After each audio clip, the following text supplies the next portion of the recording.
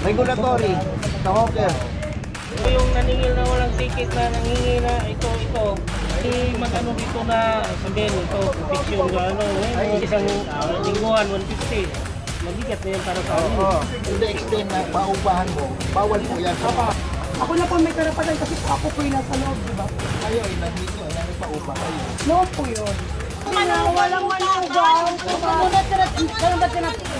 Nag-usap na po kami. Wala po sa drawing ni Chairman. Yung sinasabi niya po. Wala. Story permit. Subject for registration anytime. May issue sa'yo ngayon yan, binayaran mo bukas, i-rebook namin.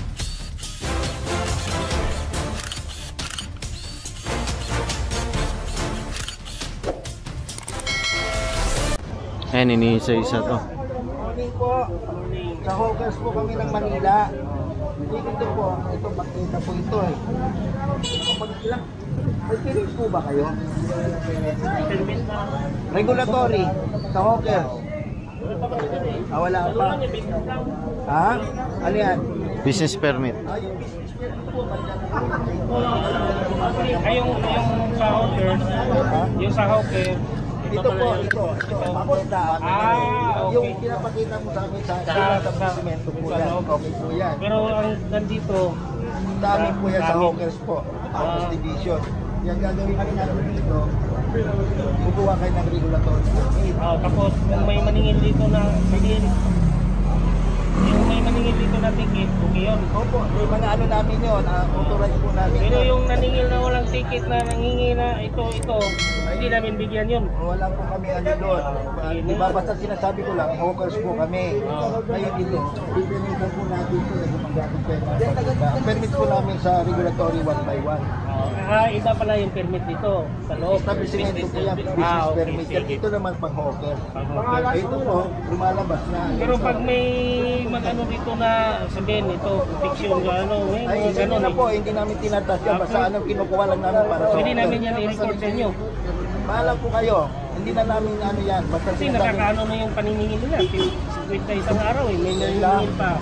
150 isang lingguhan, 150. Mabigat na yan para sa amin. Oo. Kaya nga, nililegalize na namin kayo. Sa Para at least kung maningil sila, ipakita namin yung permit na galing sa Opo, inyo. oo. Na hindi na kayo maningil. Wala kami sinasabing gano'n. Problema, alin nyo na po yun. Diba, call nyo na yun. Diba, basta kami, legal kami, nabibigyan kami. Hindi ko alam yung sinasabi ninyo. Sinasabi ko lang ninyo. Ilan po ito? Isa mayari lang. Mendoza. Ha? Jonathan Mendoza. Ganito po. 1 by 1 lang ang ano namin, regulatory namin. Dito lumalagpas. Expiration yun, sir? Ha?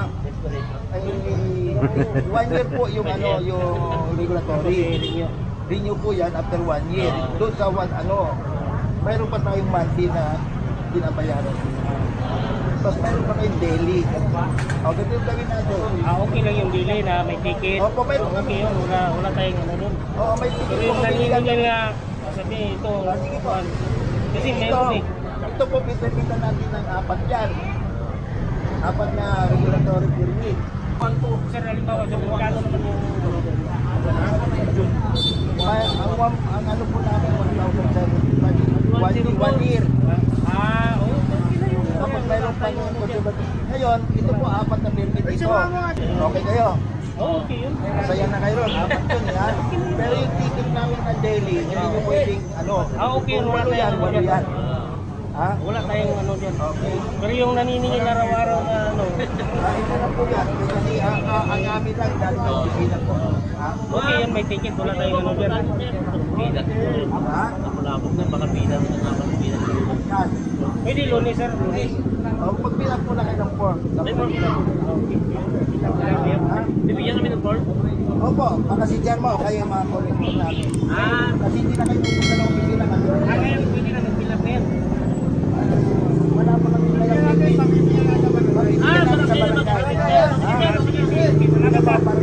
Okay, araw-araw natin. 8, 4, 4. Ha? Yung ticket, pagka ilang haliwalo, apat na ticket. O kung 1 by 1, 4 na 1 by 1 po yan. Dito, 4 ito. 4 ito. Ha? Isa lang? Oo nga. Apat na ano yan eh. Regulatory na 1 by 1 eh. Yan, iba yan sa business. Ito yung ginano namin na. Sa hawkers bang kita. Sige sir, ba? Oo, sige po. Punta lang kayo sa barangay. Ha? O kaya, Mag-announce na lang yun. Eh, nasunog din. Hindi na naman may vlogger tayo. Araw-araw nilang sila nag-aano. Anong sitwasyon natin dito, Che? Ito medyo masalimutan nga ang anticipation dahil kasi mayroon dito lang nagkiklaim na nangungupahan na lumalabas na itong nangungupahan dito sa condemned building na ito. May kiniklaim niya na siya pa rin ang may right dito. Actually, may mga occupant dito ng mga vendor sinasabi na nagpapaupa ito ng dating Umuupa. Okay. kaya nire-resolvean pa natin, tinatawag natin ang barangay kung paano natin re-resolve ito. Pero definitely hindi tayo pwede mag-tolerate ng mga nagpapaupa. Papaupa. Lalong-lalo na kung dito pangkita. Oo. Kasi sa city to, no, Chairman? Tagal ako ng kanila. Wala nang masunog, pinigil na namin. Siyempre, Kaya po po pagkita. nasunog dito. Ano, December 18 po. December 18 po. 2024. Last year lang. Ako po'y nakaupa dyan. Hindi po sila. Kami po may karapatan sa congressional. Kaya nakaupa sa loob. Halika po, para maano natin. Kasi,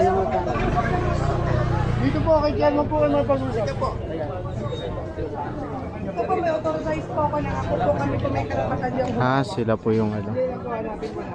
Kaya nandito nga pala tayo sa may Makausap natin si Chairman para makatulong natin si Chairman dito sa lugar. Barangay 1. Kasulong po kasi noong December 18 niya. Opo. Maliwanag naman po sa amin na itong building na ito na nasunog, diyan kayo nangungupahan. Ako po nakaupa lahat yan. Opo, walang question po doon. Katulad ng pinaliwanag ko po sa inyo kanina, ang inasis po namin yung bangketa, paggamit nyo ng bangketa. Hindi namin tinatas po yung authority na mayroon kayo doon sa mga building na inupahan Mga ninyo. po, naiintindihan ko po yun. Ang akin lang po, kunyari po, na-open ko po yan. Karapatan ko po, ako na po yung may karapatan sa harap ko, di ba? Tama po yun, pero not to the extent na paupahan mo. Ay, hindi po ako po yung upa. Ay, ako po yung gagamit. Ikaw personal. Pwede kami ng ganon. Pero kung gagamitin mo yan, to the extent na paupahan mo, bawal po yan sa Papa, batas. sige po. Bawal po sa batas yan. Kaya po, Hindi once na na pwedeng naka-open ko ibenta po ito yan, dahil kasi hindi property po ito. hindi na po, pag naka-open ko po yan, yung bangketa na po yan, hindi na po nila pwedeng gamitin po, di ba? Hindi na po. Aling bangketa. Ito, gutter na po yan. Ako na po may karapatan kasi po ako po yung nasa loob, di ba? Kaya hindi po ngayon na sinasabi ko. Tayo, huwag muna kayo. Hindi po Tayo, ngayon. ano tayo, Kung sakaling ginagawa kung po eh. i-open ko po, Di matatapos to tayo. kung sakaling i-open ko po, karapatan ko na po yun, di ba, na hindi na sila dyan pumayas po. Eh, lumalabas po sa batay po sa admission ninyo. Admission ninyo, nagpaupa kayo. Nagpapaupa po kami talaga. Na bawal po sa batas. Hindi po, may paupahan po talaga yan. Paupahan po talaga yan. Dito po. O, paupahan po talaga. Sabi po natin, dito po hindi kayo pinupa. Oo nga po, hindi na nga po tayo. May admission po kayo, in-admit nyo na nagpaupa kayo. Noon po yun. Pero till now po ngayon, hindi na po kami, mula po nasunog yan, hindi na po kami nagpa-opa. Wala na po kami siningin. Ang ibig sabihin nyo, okay pa ito. Oo, nung open, yung Nagpaupa open, kayo? nagpa-opa po kami. Lahat naman po dito ganun eh. Hindi po din ganun nung araw, ganun na rin kayo. Kaya nga po, Ibang panahon na ngayon. Mga po, kaya nga po, nagpahihingi po ako ng explanation sa inyo. Once na po napa-open ko yan, ako na po may karapatan sa gutter na yan. Pwede ko na po, Hanggang saan yung karapatan mo sa gutter? yung hanggang po sa, Dito ka? opo. Okay. Tatay, ano kiniklaim niya hanggang dito lang siya? Hindi kasi Hindi. totoo lang. Kasi po yung buong, ito po, yung pwesto niya po nila na yan, dito, akin po rin po yung ano, ako po, yung dalawang pinto na po ito. Ang inasis lang po namin, yung data mauna. Ganun lang po ang Opo. namin measurement namin. Kasi po ang hati ni Chairman, Hanggang saan po? Hanggang saan yung may kiniklaim? ano po kasi dito eh, may, Dito po, sinasabi ko papunta ron, hanggang saan? Hindi Para po, hanggang ma-resolve dito. natin. O dito ka. dito po. Ito yung sa akin boss. Tapos dito yung... Ay, hindi ko pwede na, walang manugang. Kaya ba tinatanong? Ganito Saan ba yung ma. manugang mo? Ayan po, Hindi nandiyan po.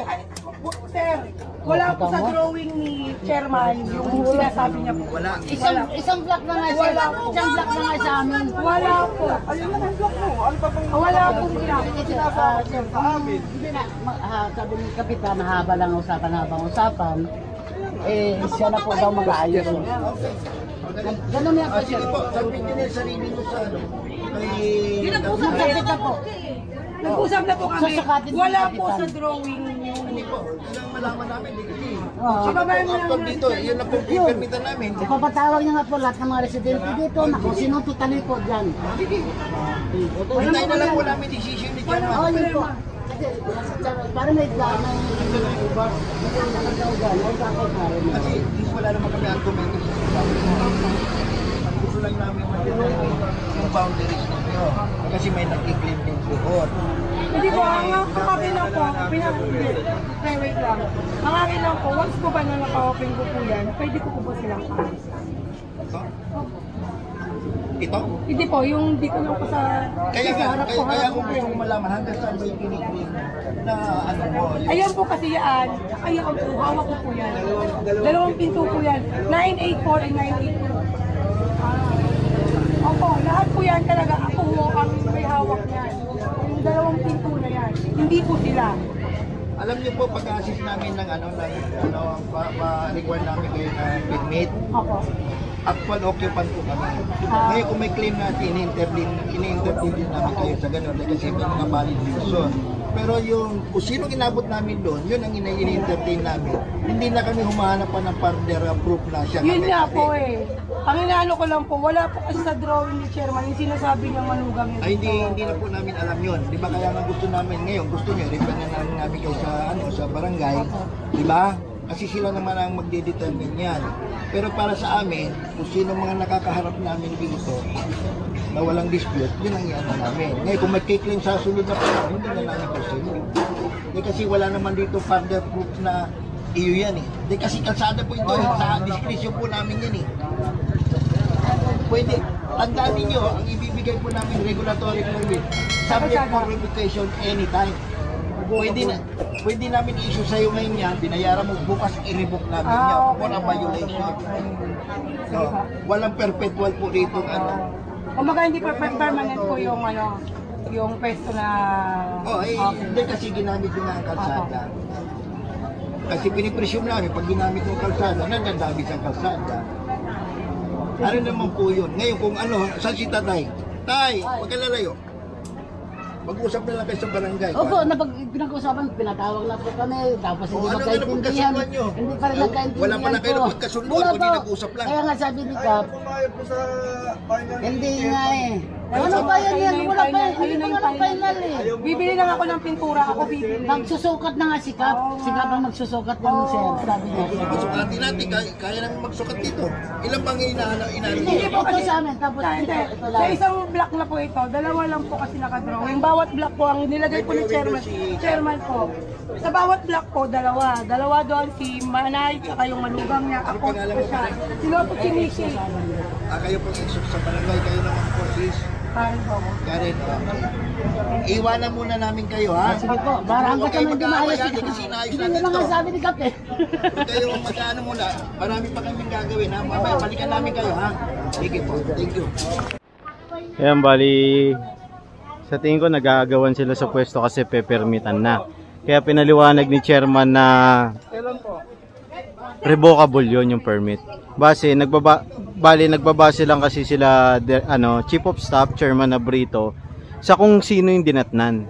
Kaya sila yung priority for the meantime. Pero kung i-claim naman ng ano yun, katulad yan, nangungupahan, may laban naman yung nangungupahan talaga ron.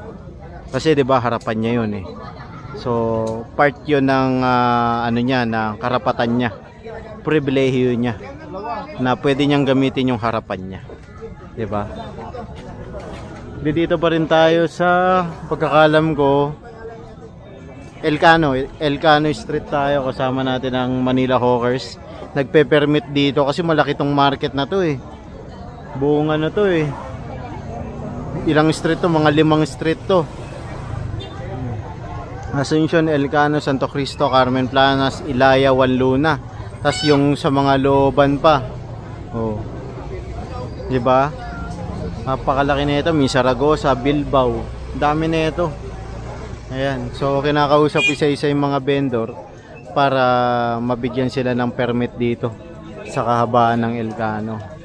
Ayan, iniisa-isa yan, talagang madugo to. Dahil nga utos rin ni Yorme na kailangan magbabayad sila ng buwis sa lungsod. Dahil napakatagal na nilang napakinabangan tong ano na to, ilang dekada.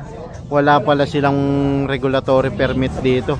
Yung tinatawag na yearly, saka concession permit yung monthly, tapos yung ticketing. Sa tingin ko yung ticketing meron naman pero 20-20 lang, na dapat ay pasok sa city ordinance natin na per square meter ay 20 pesos. So kung titignan natin to, lagpas to ng 1 square meter eh. Magdadalawa yan. So dapat 40 yung pag dalawang square meter. Diba? Kasi base naman yung sa city ordinance, per square meter 20 pesos. Kaya talagang tsinatsaga to ng ating Manila Hawkers sa panguna ni Chief of Staff Chairman Abrito. Kasama natin sila Boss Irish, Boss Nigel, si Boss Jerome. Ayan. Nagtatago ka dyan. Ayan. So ayan, kumulimlim na. Gulat ako kasi merong kumusyon doon, kaya pinuntahan natin agad. Ayan, kasama nila tayo nagpe-permit dito ah. Ayan. Dito pala yung tindahan ng mga mangga-mangga, santol. Ayan, itong Elcano Street. Sa kabila naman mga pakwan-pakwan. Dito rin may makikita kang mga ano, yung panutya dito sa kahabaan ng Elcano.